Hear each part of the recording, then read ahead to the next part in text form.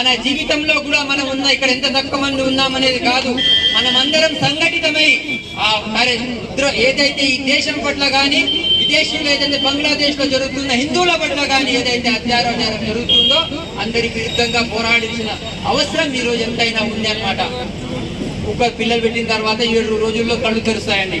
మనం భారతీయులకు స్వాతంత్రం వచ్చి 78 సంవత్సరాలు అయినా కూడా కళ్ళు తెరవట్లేదండి.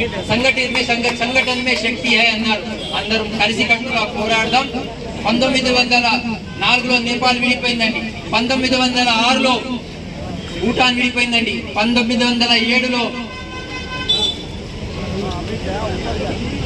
టిబెట్ విడిపోయిందండి. 1935లో శ్రీలంక విడిపోయిందండి. 1937లో బర్మా విడిపోయిందండి.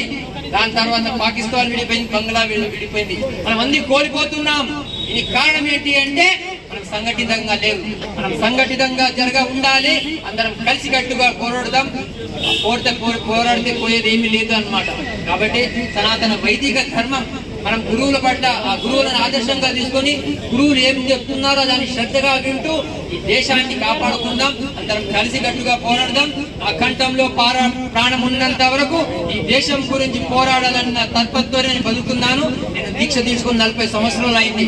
కానీ ఈ రోజు మనం ఒక 40 మందికైనా కూడా ఈ దేశం గురించి చావడానికి సిద్ధంగా ఉంటే మనం ఏదైనా సాధించుకోగలుగుతాం అన్నమాట. మనం అందరం కలిసి భగవద్గీత అందరూ చదవాలన్నమాట. నైనం చిందంతి శస్త్రాన్ని నైనం ధతి భావక నా చైనం క్లేదయంతి అపో నా శోషయతి మారుతా అంటుంది. శరీరానికి సావు ఉంది, మనకు సావు లేదు.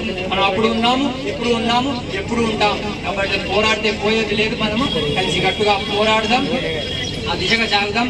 యువకులు తప్పక కనిపిస్తున్నారు. ఇక్కడ కార్యక్రమానికి వెళ్ళినా ఆ యవ్వనాన్ని మనం ఆ పరమాత్మతో సంబంధం పెట్టుకోవాలి. ఆ వృద్ధాప్యాన్ని పరమాత్మతో సంబంధం పెట్టుకోవాలి. ఆ గురు సంబంధమే శాశ్వత సంబంధం. ఒక ఛత్రపతి శివాజీ తయారయ్యాడంటే ఒక సమర్థ రామదాసు గారు అనమాట. ఆ శ్రీకృష్ణ పరమాత్మకైనా అటు రాముడికైనా గురువులు ఉన్నారు. మనం కూడా గురు పరంపర మళ్ళీ ఆ భారతదేశంలో రావాలి. గురువుని అందరినీ గౌరవించుకోవాలి. ఆ దిశగా మనం సాగుదాం. అనుకోకుండా ఒక కుర్రవాడికి పెళ్లి అయిందంట. 3 కొడుకులు పుట్టారంట. చాలా రోజుల తర్వాత పెళ్ళాన్ని తిట్టాడంట. నేను పెళ్లికి ముందు చాలా గట్టిగా ఉన్నానే, నీతో పెళ్లి అయిన తర్వాత నేను చాలా వీక్ అయిపోయాను అని. అలాంటి పెళ్లికి ముందు ఆయన ఏ చెట్టు అంటే ఆ చెట్టును పీకేవాడంట. ఎవరిని వంటే వాడిని తన్నేవాడంట.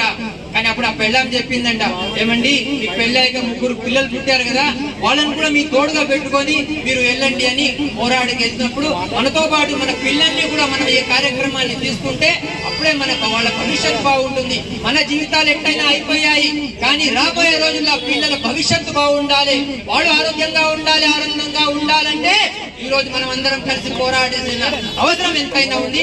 దేశభక్తి గీతం పాడి చేస్తాను.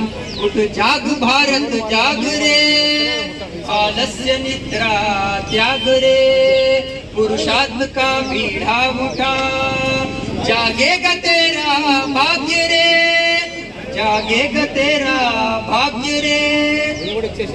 में जो तू बट रहा, उत्साह तेरा घट रहा, संघर्ष की वेला है ये, तू एकता का बिगुल बजा, अब एकता का बिगुल बजा। जन जन के तन मन प्राण में, अज्ञानियों की ध्यान में, नवयुग का तू संदेश भर, इस व्यतीत हिंदुस्तान में, इस व्यतीत हिंदुस्तान में। अब दूत बन तू क्रांति का, वरदान दे पर शांति का, तू जग में रहे सम्राट बनकर, कर अंत विश्व शांति का, कर अंत विश्व शांति का। विष्णु की है संतान तू, शहीदों का अरमान तू, गौरव है राम और कृष्ण का, है भविष्य का भगवान तू, है भविष्य का भगवान तू।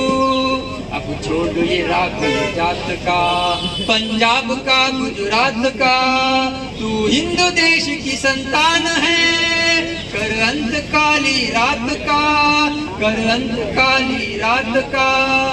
उठ जाग भारत जाग रे, ఆలస్య నిద్ర త్యాగరే। ఫేస్బుక్ లో కొట్లాడే వాళ్ళు ఎక్కువైపోయారండి. మనం అందరం కలిసి ఫేస్ టు ఫేస్ కొట్లాడదాం. భారత్ మాతాకి జై.